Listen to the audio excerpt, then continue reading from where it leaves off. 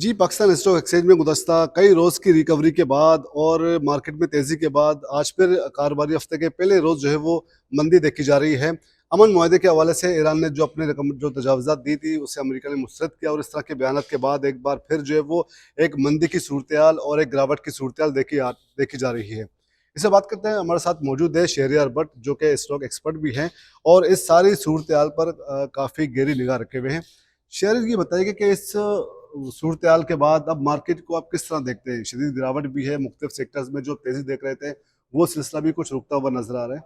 किस तरह देखते हैं आप? देखिए 28 फरवरी 2026 जब से इस जंग का आगाज हुआ है, हम देख रहे हैं कि मार्केट फंडामेंटल और टेक्निकल के बजाय सेंटिमेंट से ड्रिवन हो चुकी है। ना सिर्फ पाकिस्तान बल्कि दुनिया भर की मार्केट से इस वक्त डोनाल्ड ट्रम्प की जो स्टेटमेंट्स आ रही हैं और जो मशरिकी वस्ता में कशीदगी, स्ट्रेट ऑफ हॉर्मुज़ की बंदिश के बाद जो सूरत हाल पैदा हुई है, उसको रिफ्लेक्ट कर रही हैं। कल रात डोनाल्ड ट्रम्प की जानिब से ईरानी पेश करदा जो स्टेटमेंट थी उनको मुस्तरद कर दिया गया, जिसके बायस हमने देखा कि आज दोबारा ऑयल $100 से ऊपर तजाविज़ कर गया। फिर एशियन मार्केट का आगाज़ भी नेगेटिव जोन में हुआ था। पाकिस्तान स्टॉक मार्केट ने भी अपने आगाज़ से हमने देखा कि सेलिंग प्रेशर में है और बदस्तूर मार्केट में अपसाइड के ऊपर सेलिंग नज़र आ रही है, बावजूद उसके कि रिजल्ट सीज़न बहुत अच्छा गुजरा है मार्केट में और हमारे रिजर्व कुछ मुस्तहकम हो रहे हैं। लेकिन साथ-साथ हम देख रहे हैं कि आने वाला बजट जिसमें आईएमएफ की जानिब से कहा जा रहा है कि काफ़ी सख्त शराइत लगाई जाएँगी, वो भी एक सेंटिमेंट बन रहे हैं इन्वेस्टर की सेलिंग का।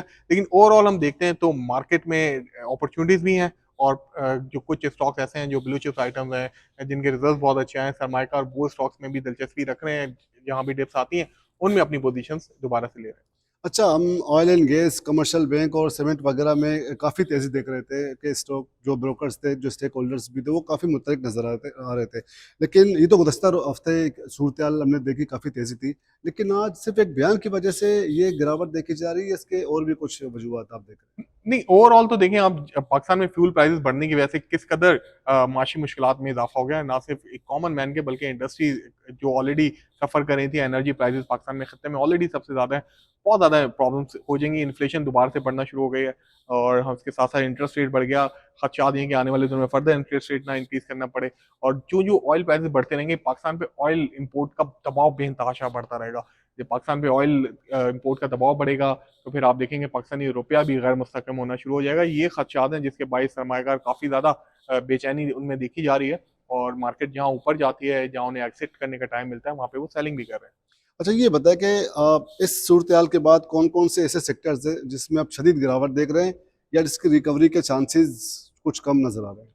देखिए, इस वक्त तो मार्केट ओवरऑल ही नीचे आ रही है, लेकिन कुछ सेक्टर ऐसे हैं जिन्हें बेनिफिट भी हो रहा है। ओएमसीज़ में हम देख रहे हैं, रिफाइनरी स्टॉक्स काफ़ी अच्छे अरसे के बाद बढ़े, जिनमें हमने देखा कि खास तौर पे जो इन्वेंट्री प्रॉफिट्स में नज़र आए, जो रिसेंट रिजल्ट आए, ओएमसीज़ कंपनीज़ ने भी काफ़ी अच्छी गेन्स से पोस्ट किए। जबकि नेगेटिव साइड के ऊपर बात करें तो साइक्लिकल स्टॉक्स हैं, जिनमें डिमांड कम हो जाती है, इंटरेस्ट रेट बढ़ने की वजह से सीमेंट से स्टील में हम देख रहे हैं कंटिन्यू सेलिंग आ रही है। बैंक्स के प्रॉफिट भी अच्छे आए, मिला-जुला रुझान हम बैंकिंग स्टॉक्स में देख रहे हैं।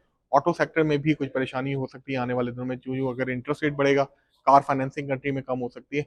ऑलरेडी कंपटीशन बहुत ज़्यादा है कंट्री के अंदर, तो ये कुछ मुश्किलात इस सेक्टर में भी देख सकते हैं। टेक्सटाइल सेक्टर में हम देख रहे हैं कंटिन्यू एक प्रेशर देखने में आ रहा है, एक्सपोर्ट का दबाव है, कम होती जा रही हैं और फिर दूसरी तरफ एनर्जी प्राइस जो लोकली इंक्रीज़ हुई है, उसका इम्पैक्ट इनके रिजल्ट्स में हमें वाज़ेह तौर पे नज़र आता है। अच्छा, शेयर ऑटो सेक्टर्स के हवाले से कुछ उम्मीदें वाबस्ता थी, कुछ प्रेडिक्शन भी जो वो सामने आ रही थी कि किस तरह एक पॉलिसी आएगी तो उसके क्या-क्या असरात मुरतब होंगे। रिकमेंडेशंस भी स्टेक होल्डर्स की जानिब से हुकूमत को दिए जा रहे थे। तो उसको आप किस तरह देखते हैं ऑटो पॉलिसी को, अगर इस पे कुछ बेहतरी की गुंजाइश या जो जाविज़ात अगर तस्लीम मान लिए जाते हैं? देखिए, मईशत में काफ़ी गैर यकीनी की सूरत-ए-हाल हमें नज़र आती है। कोई वादे हम देखते हैं कि पॉलिसीज़ गवर्नमेंट की तरफ से मुरतब नहीं की जा रही है। रिफाइनरी पॉलिसी काफ़ी अरसे से इंतज़ार कर रही है। ऑटो पॉलिसी के हवाले से गवर्नमेंट को अपनी एक वाज़ेह तौर पे एक पॉलिसी लेकर आनी चाहिए। फिर साथ-साथ हम देख रहे हैं कि जो कंट्री के अंदर हाई प्राइसेज़ हैं, एनर्जी प्राइसेज़ बहुत ज़्यादा बढ़ गए हैं। उसकी वजह से जो दबाव देखने में आ रहा है, उसका असर हमें वाज़ेह तौर पे नज़र आ रहा है। कंपनीज़ के ऊपर बेयकीनी की सूरत-ए-हाल में मज़ीद इज़ाफ़ा होता जा रहा है और जंग यूँ-यूँ बढ़ती जाएगी, पाकिस्तान की मुश्किलात में इज़ाफ़ा हो सकता है।